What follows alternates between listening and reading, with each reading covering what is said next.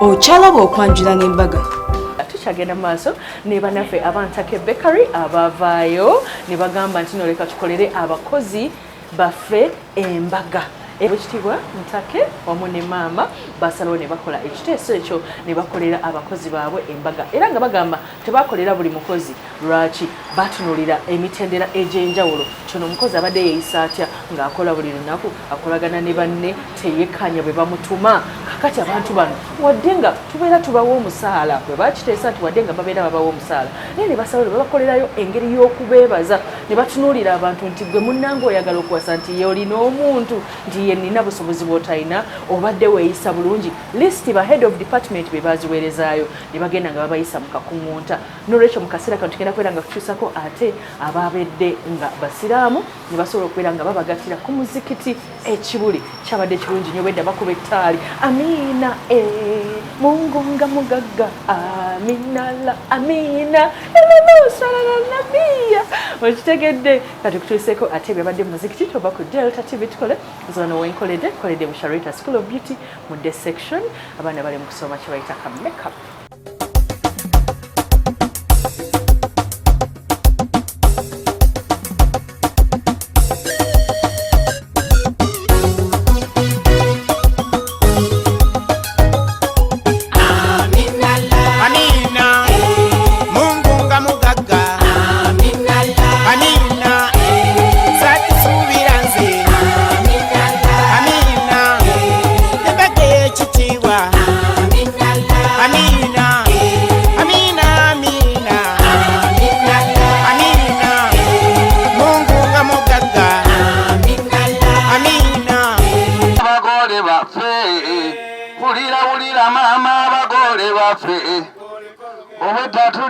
Nga tubakuuma wulira maama abagole baffe munkubire taali baana bange wulira maama abagole baffe bangesanyuse nnyo okubalabira wulira maama abagole baffe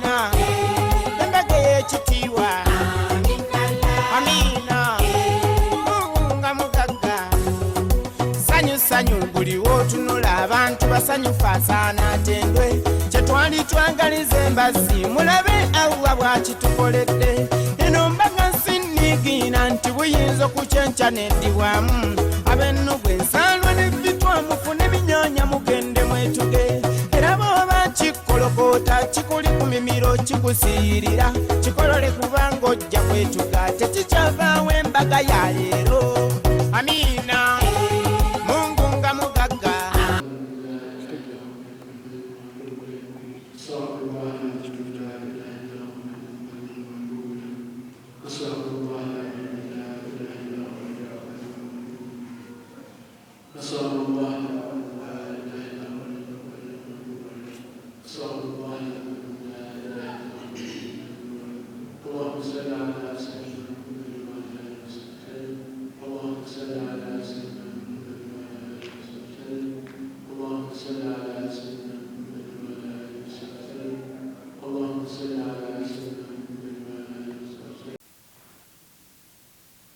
Gomba aqui, não.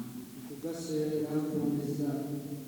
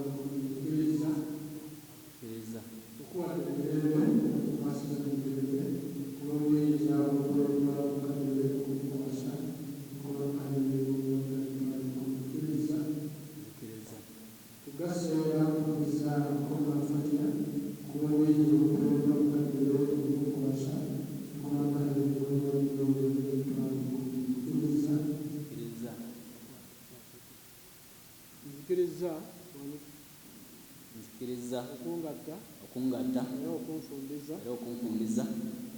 n'enkoma fatiya ku lw'amahale gemuwadde ag'emitwalo 10 yamukuuma mirembe okubeera amateeka ga Allah n'enkola ya Nabbi Muhammadi sallallahu alaihi wasallam nzikiriza okungatta era okunfumbiza n'enkoma fatiya ku lw'amahale gemuwadde ag'emitwalo 10 yamukuuma mirembe okubeera amateeka ga Allah n'enkola ya Nabbi Muhammadi sallallahu alaihi wasallam nzikiriza okungatta era okunfumbiza n'enkoma fatiya n'amahale gemuwadde ag'emitwalo 10 yamukuuma mirembe okubeera amateeka ga Allah n'enkola ya Nabbi Muhammadi sallallahu alaihi wasallam. Kiteeyo wali otuule aliwo addako g'omaze alirete tekukuba muziki kugasera nfumbiza bala wange Nasali Shamimu olw'amahale g'omuwadde emitwalo 5 kkiriza mubuuzi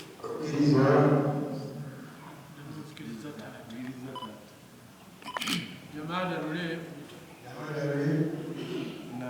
kugasera nfumbiza bala wange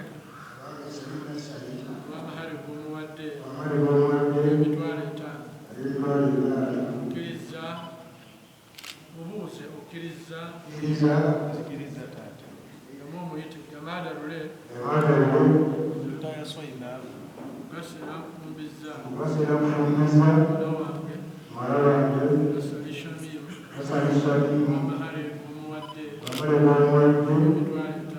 emitwalo 5 kuwadde mirembe nakusaba omukuuma emirembe okubeera amateeka ga Allah n'enkola ya Nabbi Muhammadi sallallahu alaihi wasallam. Nzikiriza okungatta era okunfumbiza Nasali Shamimu olw'amahale gemuwadde emitwalo 5 yamukuuma mirembe yamukuuma mirembe goberera amateeka ga Allah ng'agoberera amateeka ga Allah n'enkola ya Nabbi Muhammadi sallallahu alaihi wasallam. Nzikiriza okungatta era okunfumbiza Nasali Shamimu olw'amahale gemuwadde ag'emitwalo 5 yamukuuma mirembe ng'agoberera amateeka ga Allah n'enkola ya Nabbi Muhammadi sallallahu alaihi wasallam. kugasera nfumbiza mwana wange Najimba Masitula olw'amahale g'omuwadde emitwalo 10 okkiriza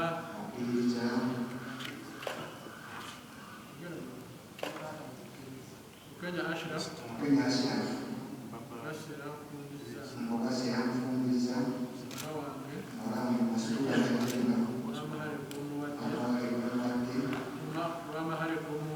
olw'amahale g'omuwadde emitwalo 10 okkiriza Kenya Ashraf kugasera muwala wange olw'amahale g'omuwadde kuwadde mirembe yamukwasiza mirembe yamusaba okukuuma emirembe okubeera amateeka ga Allah n'enkola ya Nabbi Muhammadi sallallahu alaihi wasallam.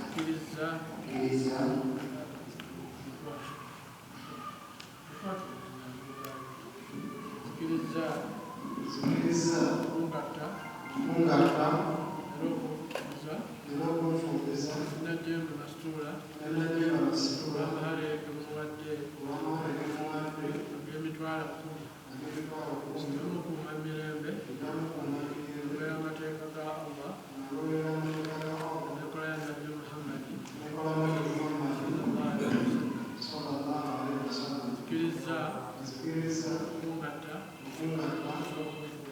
Najiba Mastura Abahari Kumuwadde emitwalo Mukunda Mirembe okubeera amateeka ga Allah enkola ya Nabbi Muhammad sallallahu alaihi wasallam zikiriza okugatta okukubiriza Najiba Mastura Abahari Kumuwadde emitwalo Mukunda Mirembe okubeera amateeka ga Allah enkola ya Nabbi Muhammad sallallahu alaihi wasallam.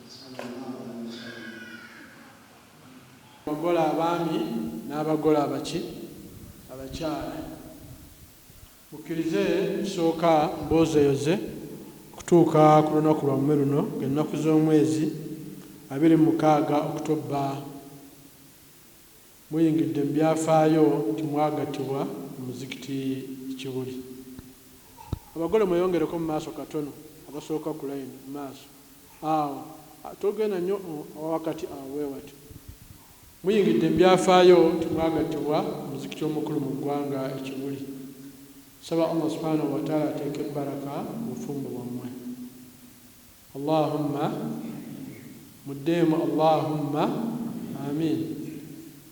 Mu ngeri ey'enjawulo amaze okubozaayoza kanjozeyoze abakadde abazaala abagola abaami n'abakadde abazaala abagole abakyala namwe mbozaayoza okubeera nga mutuuse ku lunaku lwammwe luno olw'ekkula ku lunaku lwammwe luno olw'enjawulo. Mukkirize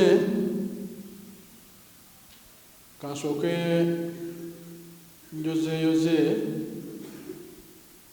abaami kino kye tukoze Qur'ani bwetu bwekola ki bwetugamba kituwasa abakyala nga tufunye permission eri abo ababatwala. Kitegeeza kitoyinza kujja n'oleeta mukyala nga taata takola ki nga taata taliiwo. Kati ekyo tufune ekyokuyiga nti omukyala abaana abamukuza abamusomesa abamubeererawo mu mbeera yonna ng'obulamu bukola ki ng'atandika obulamu. Noolwekyo tusaba Allah subhanahu wa ta'ala ekisooka mbakuutira okutya Allah subhanahu wa ta'ala abaami lwaki nti kino gye tukoze ibaada era Allah ajja babuuza ku bakyala bamuwooye olwaleero.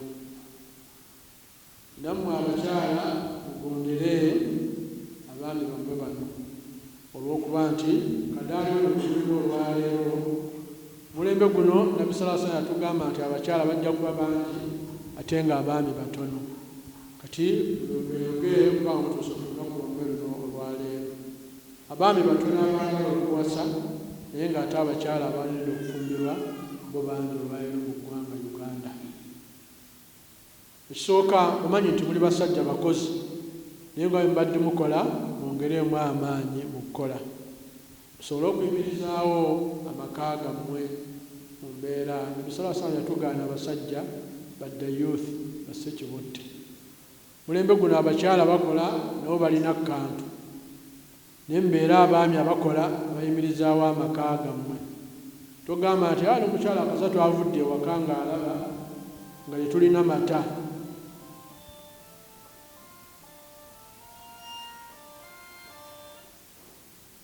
Gw'olina okuyimirizaawo amaka go ng'omwami. Togamba nti omukyala naye twavudde ewaka nalaba nga tetulina mata na mugaati ajja kudda n'amata oba n'enkota y'ettooke. Nedda si bwe kiri. Gw'omwami gw'olina okuyimirizaawo amaka go. So mbakuutira okubeera abasajja abakozi. N'ekirala abeesimbu mubeere beesimbu mu maaso ga Allah subhanahu wa ta'ala. Naye ensonga endala abakyala mbakuutira okubeera abagonvu eri abaami bammwe abawasizza olunaku luno olwaleero. Bayinza okuba tebalina bingi bye babaagalamu naye bawulire mubeere bagonvu gye bali kuba ensonga lwaki muzze wano mukolo gwa ssanyu era saamufune essanyu obulamu bwammwe bwonna obunaddako mu maaso. ensonga endala buli omu ajjukize munne amateeka ga Allah. Abaami omukyala ne bw'oba oli ku mulimu mukubira akasomo nti omaze okusaala, obuvunaanyizibwa bwo bujja kukubuuzibwako. Mukubira essimu omugamba omaze okusaala. Siga naawe omukyala omwami bw'akomawo awaka obuuze nga sinaba kujjula mmere omaze okusaala oba tusooke tusaale. Buli omu ajjukize munne amateeka ga Allah subhanahu wa ta'ala. Then ensonga endala mubeere abeesimbu mu maka. Abakyala tokkirizibwa kuva waka ng'omwami tategedde gy'olaga. N'oba ogenda mu saaluuni olina ofuna permission okuva ew'omwami ono bw'olwayiro okuba ne bakama bammwe. N'oba olina w'olaga olina omusaba, si kumutegeezaako butegeezi. Ne waba ewaataata eri ensonga yonna olina okumusaba officially ting'endako waataata. Naye nja ssula lino ku 2 oba 1 mu mbeera bw'ekyo omwami n'akola ki? Omwami n'akitegeera. Tukirize pita omwamu mu kwasa satifikeeti ye. Okyalaba okwanjula n'embaga.